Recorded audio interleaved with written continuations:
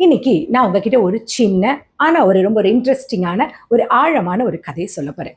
நம்ம வாழ்க்கையில நம்ம ஏன் இன்னும் ஜெயிக்கல, இல்ல ஏன் நமக்கு இன்னும் ஒரு மன அமைதி கிடைக்கல, ஏன் நம்முடைய தேடல்களுக்கு ஒரு பதில் கிடைக்கல அப்படின்னு யோசிச்சிருக்கீங்களா? நம்ம எல்லாரும் ஏதோ ஒரு விஷயத்தை தேடி ஓடிக்கிட்டே இருக்கோம்ல. ஆனா நம்ம சரியான இடத்துல தான் தேடுறோமா?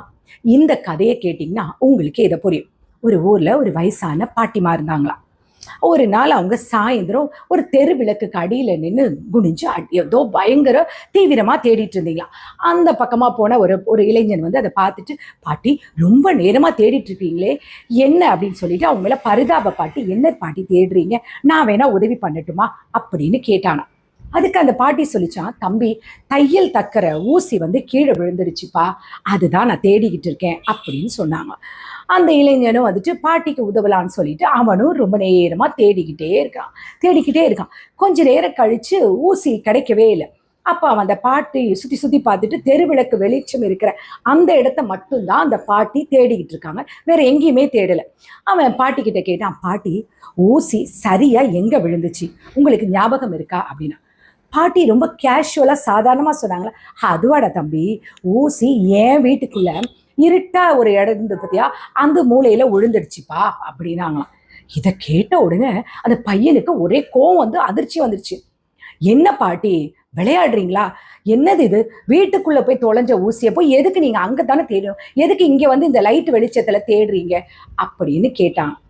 அதுக்கு அந்த பாட்டி ரொம்ப பொறுமையா சிரிச்சுட்டே சொன்னாங்களாம், தம்பி, வீட்டுக்குள்ள இருட்டா இருக்குல்ல, நான் எப்படி தேடுறது, அங்க வெளிச்சம் கிடையாது, அதனால தெருவிளக்குக்கு அடியில நல்ல வெளிச்சம் இருக்குல்ல, அதுதான் வெளிச்சம் இருக்கிற இடத்துல நான் தேடிக்கிட்டு இருக்கேன் அப்படின்னு சொன்னாங்க. இது கேட்கும் பொழுது நமக்கு கொஞ்சம் காமெடியா இருக்கு. சில சமயம் நமக்கு கோவமா வருது. நம்மளும் சில சமயங்கள்ல இந்த மாதிரி தான் இருக்கும் இல்லையா, இந்த பாட்டி மாதிரி தான். இல்லை, யோசிச்சு பாருங்களேன். உங்களுக்கு யோசிக்கிறேன், கொஞ்சம் யோசிச்சு பார்த்தா உங்களுக்கு அந்த உண்மை புரியும். நிஜ வாழ்க்கையில நம்ம எல்லாரும் இதே தான் பண்ணிக்கிட்டு இருக்கோம். நமக்கான மகிழ்ச்சி, நமக்கான சக்சஸ், நமக்கான ஒரு பீஸ்ஃபுல்னஸ், இது எல்லாமே நமக்குள்ளதான் இருக்கு. அதாவது நம்ம வீட்டுக்குள்ள, அதாவது நம்ம வீடுதான் இது, நம்ம மனசுக்குள்ளதான் இருக்கு. ஆனா நம்ம என்ன பண்றோம், அங்க இருட்டா இருக்கு. அதை அடையிறதுக்கு நம்ம என்ன பண்ணிட்டு இருக்கோம், அதுக்கு உழைக்கணும். நம்ம தவறுகளை திருத்தணும், புரியுதா, கொஞ்சம் கஷ்டப்படணும். ஆனா நம்ம அதெல்லாம் செய்யாம வெளியில எங்கேயோ வெளிச்சம் இருக்கிற இடம்லாம் பார்த்து மற்றவங்க கிட்ட நம்மளுடைய நிம்மதியை சமூக வலைதளங்களையும் ஆடம்பர பொருட்களையும் நம்மளுடைய நிம்மதியும் மகிழ்ச்சியும் தேடிட்டு இருக்கோம். மற்றவங்க நம்மளை பாராட்டினா நம்ம வெற்றியாளரா, மற்றவங்க நம்மளை பத்தி என்ன நினைப்பாங்கன்ற இந்த தெருவிளக்கு வெளிச்சத்துக்கு அடியில ஏன் உங்க ஊசியை நீங்க தேடிட்டு இருக்கீங்க? உங்க திறமை என்ன, உங்களுக்கான பாதை என்னன்றது உங்க மனசுக்குள்ள நீங்க என்னைக்கா தேடி இருக்கீங்களா? அங்க ஆரம்பத்துல இருட்டா பயமா தான் இருக்கும். நீங்க தேட தேட, நீங்க முயற்சி எடுக்க எடுக்க உங்க உழைப்பால கண்டிப்பா அந்த இடத்துல ஒரு வெளிச்சம் உண்டாகும். நான் இன்னையிலேருந்து ஒரு முயற்சி எடுத்துக்கோங்களேன். உங்களுடைய மகிழ்ச்சி, உங்களுடைய கோல் வெளி உலகத்துல தேடுறதை நிறுத்துங்க. உங்ககிட்ட என்ன குறை இருக்கு, அதை எப்படி சரி பண்ணலாம், உங்களுக்குள்ளேயே தேடி பாருங்களேன், கண்டிப்பா சொல்யூஷன் கிடைக்கும். தொலைஞ்சு போன ஊசி கண்டிப்பா கிடைக்கும்.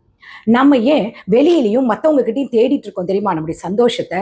ஏன்னா நமக்குள்ள இருக்கிற தேடுதலுக்கு ஒரு ஒரு தைரியம் வேணும்.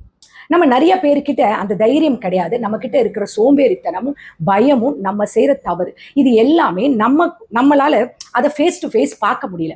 அதை தவிர்க்கத்தான் நம்ம என்ன பண்றோம்னா, நம்முடைய குறைகள் எல்லாம் மற்றவங்க மேல பேசிக்கிட்டு வெளியில தேடி ஓடிட்டு இருக்கோம். ஆனா உண்மை என்ன தெரியுமா, வெளி உலகம் ஒரு தற்காலிகமான கைத்தட்டல் தான் கொடுக்கும். ஆனா நிரந்தரமான சக்சஸ் வரணும்னா உங்க மதிப்பு என்னன்னா மற்றவங்களை தீர்மானிக்க விடாதீங்க. ஜெயிக்கிறோம்னு நீங்க நினைக்கிறீங்களா, முதல்ல உங்களுக்குள்ள இருக்கிற திறமையை நம்புங்க. உங்ககிட்ட இருக்கிற குறைகளை ஒத்துக்கிட்டு தினமும் 1% சேஞ்ச் பண்றதுக்கு முயற்சி பண்ணுங்க. உங்களுக்கு தேவையான மோட்டிவேஷன் வெளியிலேயே கண்ட கண்ட வீடியோவெல்லாம் பார்த்து இல்ல தேவையில்லாத விஷயங்களுக்கு உங்களுக்குள்ளதாங்க இருக்கு, உங்க மனசுக்குள்ளதான் இருக்கு. இருட்டை பார்த்தெல்லாம் பயப்படாதீங்க. உங்க உழைப்பை கொண்டு அந்த இருட்டை மாத்திட்டு விளக்கேத்துங்க. இனி உங்களுக்கான ஊசி வெளிச்சம் இருக்கிற இடத்துல தேடு, அதாவது வெளிச்சம் இருக்கிற தெரு கடையில தேடாதீங்க. அது எங்க தொலைஞ்சது, உங்களுடைய நிம்மதி எங்க தொலைஞ்சது, உங்க சந்தோஷத்தை எங்க இழந்தீங்க, உங்களுடைய முயற்சி எந்த இடத்துல தடையாகுது அந்த இடத்துல தேடுங்க. உங்களை உலகம் நம்பணுமா, நீங்க உங்களுடைய முயற்சியை, உங்க உழைப்பை தேடுங்க. ஓகேங்களா? இந்த கதை உங்களுக்கு பிடிச்சிருந்தா மறக்காம கமெண்ட்ஸ் போடுங்க. நம்ம லைஃப்ல கூட சிலர் வந்து நிறைய பேர் வெளி உலகத்துல தான் அவங்களுடைய சந்தோஷங்களை தேடுவாங்க.